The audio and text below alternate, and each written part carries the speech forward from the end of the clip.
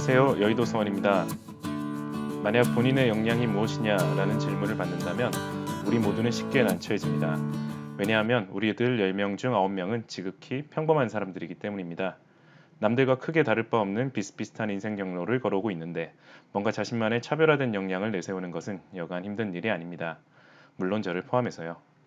제가 만약 글쓰기에 남다른 역량이 있었다면 벌써 저는 신춘문예에 당선된 후 베스트셀러 작가가 되어 있을 것입니다. 만약 투자에 남다른 소질이 있었다면 지금쯤 한국의 워렌 버핏 또는 손정희가 되었겠죠.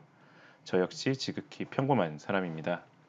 이처럼 특별한 직무 역량이 요구되는 경력직 채용도 아닌 신입공채 과정에서라면 어쩌면 그런 질문 자체가 잘못된 것일 수도 있습니다.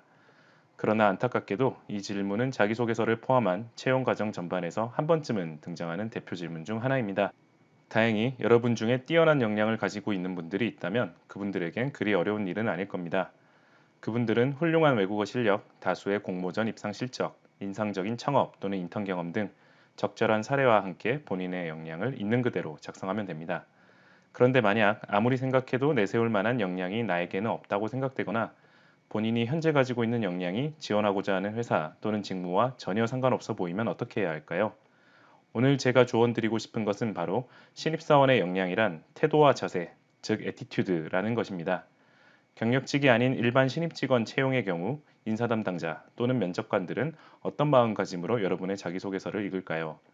제 경험에 따르면 수백 대 1의 경쟁률을 뚫고 입사한 신입사원의 경우에도 바로 어떤 업무를 맡기지는 못합니다. 솔직히 무슨 사고를 칠까봐 겁나기까지 합니다. 다시 말해 큰 기대는 없다는 거죠. 인사 담당자나 면접관들 또한 요즘 젊은 친구들에 대한 호기심 또는 다양한 경험과 이력을 쌓은 지원자들에 대한 기특한 마음 정도를 가지고 여러분의 자기소개서를 읽을 겁니다. 따라서 여러분은 미리 기죽을 필요가 없습니다. 지금까지 어떤 마음가짐으로 살아왔고 앞으로 어떤 자세로 회사 생활을 하겠다라는 것, 즉 애티튜드에만 초점을 맞추면 됩니다.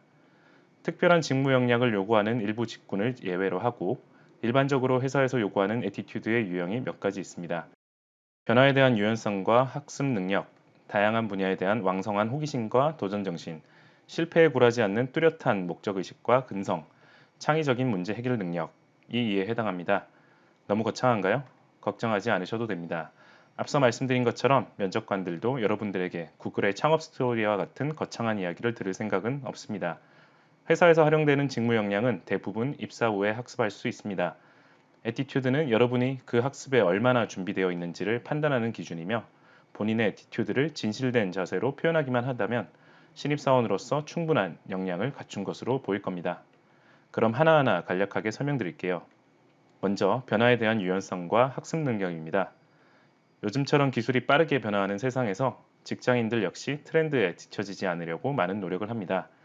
쉰이 넘은 본부장이 태블릿 하나 가지고 회의, PT, 영업 등 모든 업무를 처리하기도 합니다.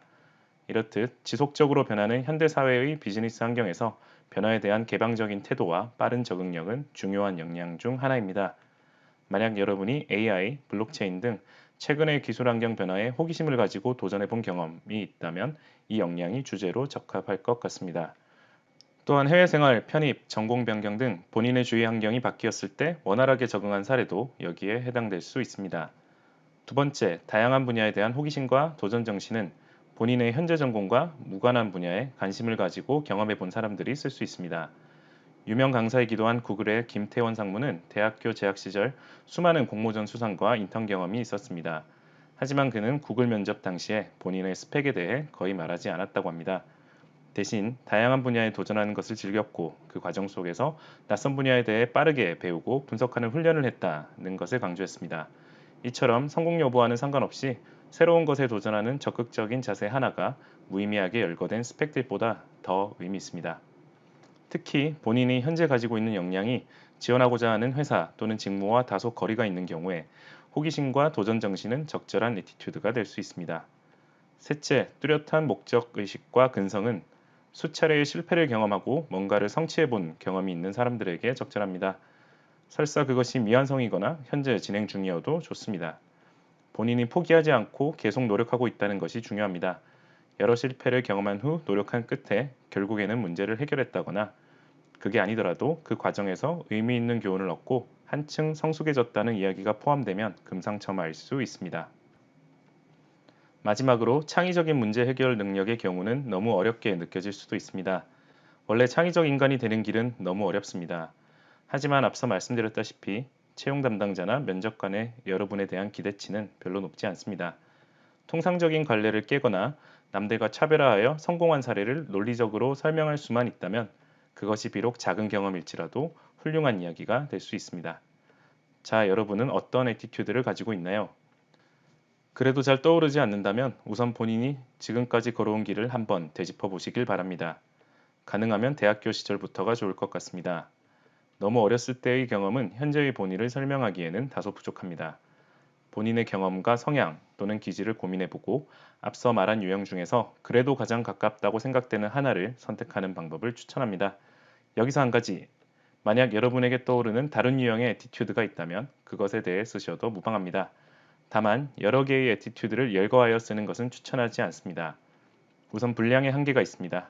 그리고 선택과 집중을 하는 것이 상대방의 눈길을 끄는데 더 효과적입니다. 이상으로 역량에 대해 작성하는 방법을 함께 고민해봤습니다. 정리하자면 역량이란 단어를 너무 거창하게 생각할 필요는 없습니다. 본인이 지금까지 걸어온 길을 생각해보시고 자랑하고 싶거나 기억에 남는 경험들을 앞에서 말씀드린 애티튜드 유형 중 하나에 접목시키면 됩니다.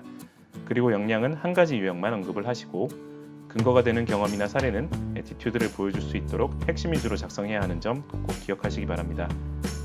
오늘 영상 시청해 주셔서 감사드리고요. 여러분 모두 좋은 결과 있기를 여의도 서원이 응원하겠습니다. 감사합니다.